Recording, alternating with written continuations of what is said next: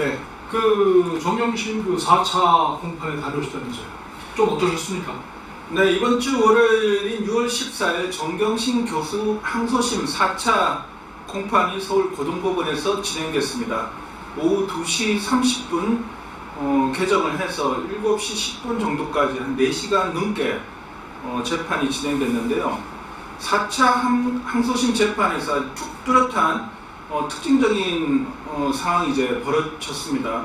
그 중에 가장 핵심적인 것은 정경심 교수 재판부, 항소심 재판부가 동양대 PC 1호의 점거 능력에 관해서 아주 심각한 고심을 하고 있다라는 그런 모습이 역력하게 아주 느껴졌습니다. 이게 어떤 의미를 지니냐 하면요, 정경심 교수의 그 입시 비리 관련한 모든 혐의의 내용은 동양대 PC 1호로 불리는 PC 1호에서 발견된 여러 가지 입시 관련된 그리고 동양대 표창장 관련한 파일 등에 의해 가지고 혐의 사실이 제기가 됐고 공소장에 그렇게 적시가 됐습니다. 이걸 근거로 1심에서 정 교수에 관한 유죄 판결이 내려졌고 4년 여러 가지 혐의와 더불어서 4년 선고를 받고 이제 법정 구속이 되지 않았습니까?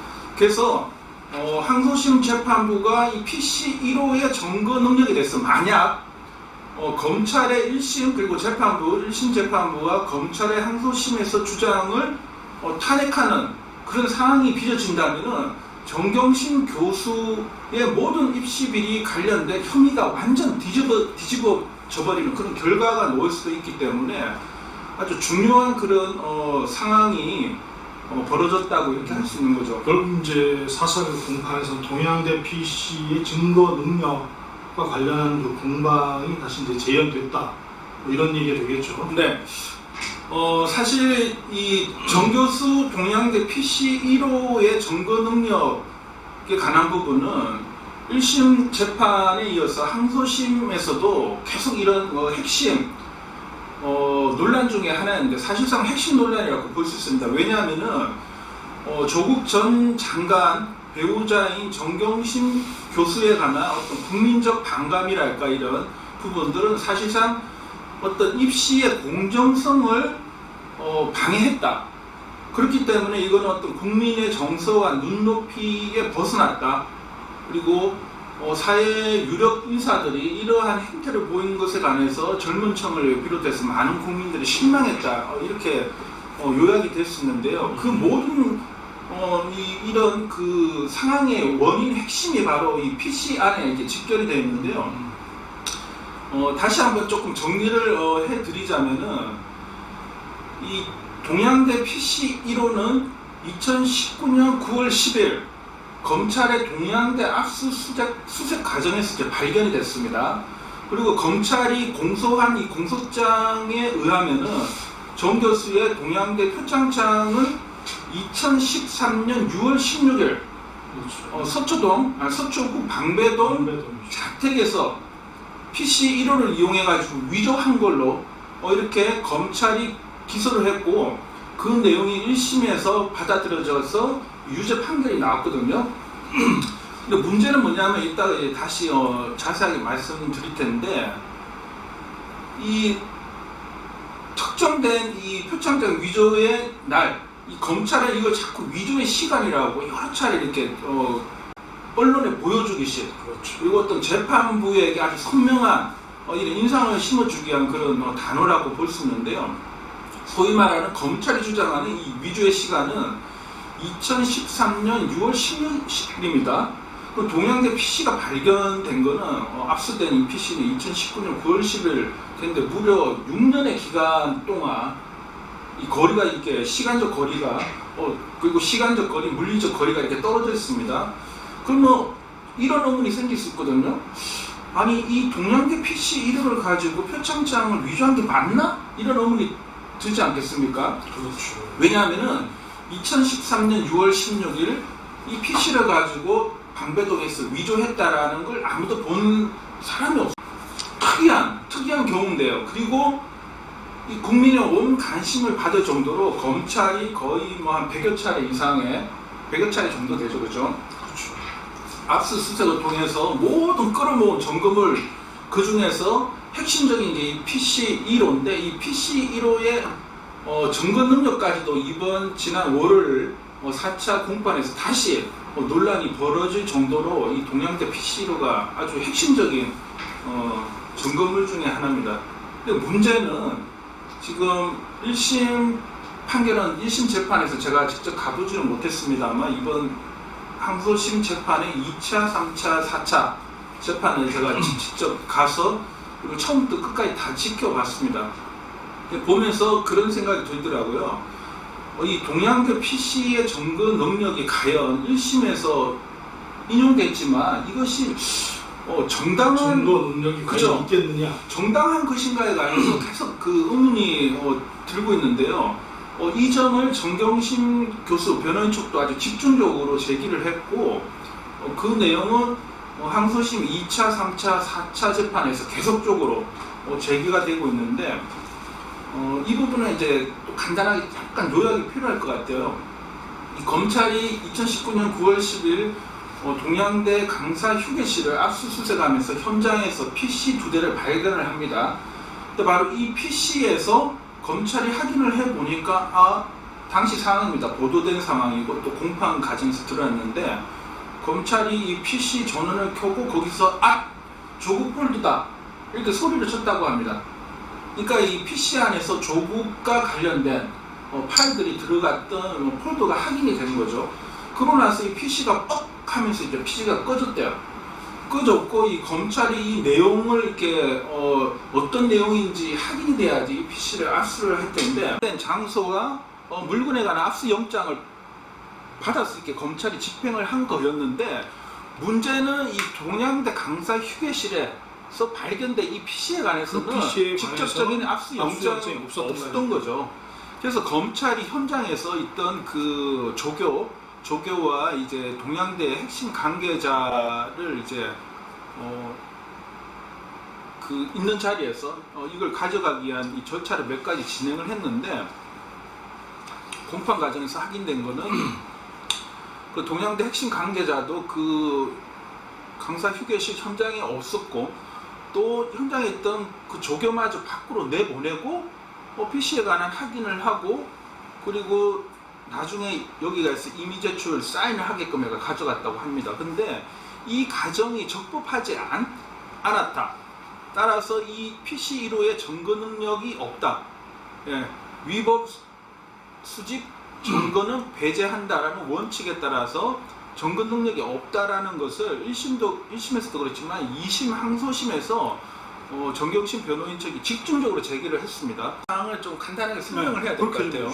2시 반에 이제 개정을 했고 4시 제 기억에는 한 4시 25분 정도까지 거의 한 2시간이네요. 그죠? 한 2시간 정도를 사모펀드와 이 자본시장법 위반에 관한 부분에서 정경심 교수 변호인 측의 이제 변론이 이제 먼저 진행이 됐고요.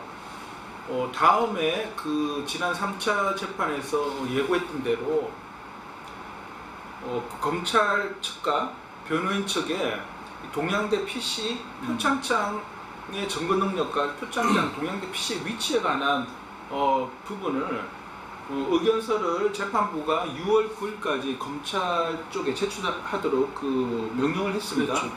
그래서 검찰이 6월 9일까지 의견서를 4-5가지를 이렇게 제출한 걸로 이렇게 그날 확인이 됐고요. 그렇게 했고 월요일 재판에서 다시 이 부분에 관해서 한 4시 50분 정도 다시 석행을 해서 7시 한 10분 정도까지 한 2시간 정도 변호인 측과 검찰의 공방이 이어졌었는데 이 월요일 재판 말미에 재판부가 이런 얘기를 꺼냈습니다.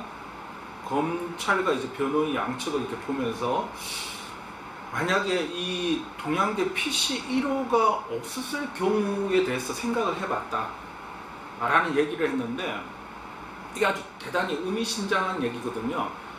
그러니까 이 PC 1호가 없다라면 정경심 교수의 유죄를 입증할 수 있는 모든 증거들이 사실상 사라지는 거기 때문에 당연히 형사재판에서 이 유죄를 선고하기 위해서는 이 증거에 의해서 해야 되는 거 아닙니까? 뭐 그렇죠. 1심도 마찬가지였겠지만 2심 항소심 재판부가 변호인 측이 그동안 집중적으로 제기했던 PC 1호의 이미 제출 압수수색해서 PC를 가져간 그 절차의 위법성 문제랑 동양계 PC의 위치 문제에 관해서 항소심 초기에는 그렇게 깊은 관심을 가졌던 것 같지는 않습니다. 제가 이렇게 쭉 지켜봤는데, 그런데 3차 재판을 하고 벌써 이렇게 하면서 좀 분위기가 많이 바뀐 것 같아요. 그리고 4차 재판에서 확연히 드러났는데 재판부가 동양대 PC 1호의 점거 능력에 관해서 의문을 갖고 있고, 만약 변호인 측의 주장을 인용하게 된다라면 항소심의 결과가 1심과 다르게 나올 수 있는 이런 가능성이 배제. 박사님, 이 기자님, 정경심 교수가 구속 기간이 연장됐어요. 네. 예. 정 교수가 1심에서 이제 법정 구속이 되었습니다. 항소심에서 재판을 받고 있는데, 항소심의 이제 구속 기간 6개월입니다. 6월 당초는 이제 7월 22일까지 이제 구속 기간인데, 이것을 이제 8월 20일까지 연장하기로 이렇게 결정했다는 소식이 오늘 이제 보도가 됐습니다. 이제 항소심 재판부에서 한 결정인데요. 이 부분은 사실 뭐 끝부분에 말씀드리려고 했는데 조금 궁금하실 분이 있을 것 같으니까 이 정경심 교수 항소심 재판 일정에 관해서 간단하게 먼저 이해를 하는 게 좋을 것 같습니다. 항소심 재판이 4월 12일 날 이렇게 시작이 되었습니다. 1차 공판을 공판 준비 기일을 해서 진행을 했고요. 그리고 5월 10일부터 이제 2차 공판이 진행됐는데, 사실상 2차 공판부터 이 동양대 표창장 위조 부분에 관해서 검찰과 변호인 간의 치열한 공방이 이제 본격적으로 시작이 됐거든요. 그래서 5월 24일 3차 공판이 있었고, 바로 이틀 전인 6월 14일 4차 공판이 진행되었습니다. 그래서 4차 공판 끝에 재판부가 다음 재판 일정을 이제 확정해서 고지를 했는데, 6월 28일 이제 5차 공판이 있습니다. 5차 공판에서는 이 정 교수의 PC 관련해서 여러 가지 이제 증거, 인멸 및 교사에 관한 부분을 중심으로 그 부분을 이제 내용을 해서 공판이 진행될 예정이고요. 당초 이게 6월 28일 변론을 끝내고 선고를 하기로 이렇게 재판부가 처음 재판이 시작될 때 그렇게 얘기를 했는데, 재판의 한 중반 정도에서 재판부가 이런 얘기를 했습니다. 이제 현재 재판부는 서울 고등법원 형사 1-2부 부장판사 엄상필 신당 이성년 부장판사입니다. 대동 재판부라고 하는데, 그때 고지하기로는 2주마다 재판을 해서 6월 말에 재판을 끝내는 걸로 이렇게 했었는데, 동양대 표창장 PC 1호의 증거 능력과 동양대 표창장 위조에 관한 부분이 변호인 측에서 정경심 교수 측 변호인에서 아주 강력하게 새로운 증거들을 디지털 포렌식을 통한 새로운 증거들을 계속 내놨습니다. 그래서 이거를 집중적으로 다루다 보니까 재판부도 결국은 변론을 한 차례 더 연장할 수밖에 없는 그런 결정을 하게 되었고요. 그래서 마지막 그 6차 공판을 이렇게 한 차례 더 하는 걸로 이틀 전 재판이 확정이 됐는데, 6월 28일 5차 공판과 그리고 마지막 7월 10일 이제 공판을 하고 변론을 그날 종결하는 걸로 이렇게 결정이 났습니다. 그렇게 되면은 보통 이제 그 결심 공판 다음에 한 달 정도 기간을 두고 이제 선고 공판을 하는 게 법원의 보통 간행이랄까요?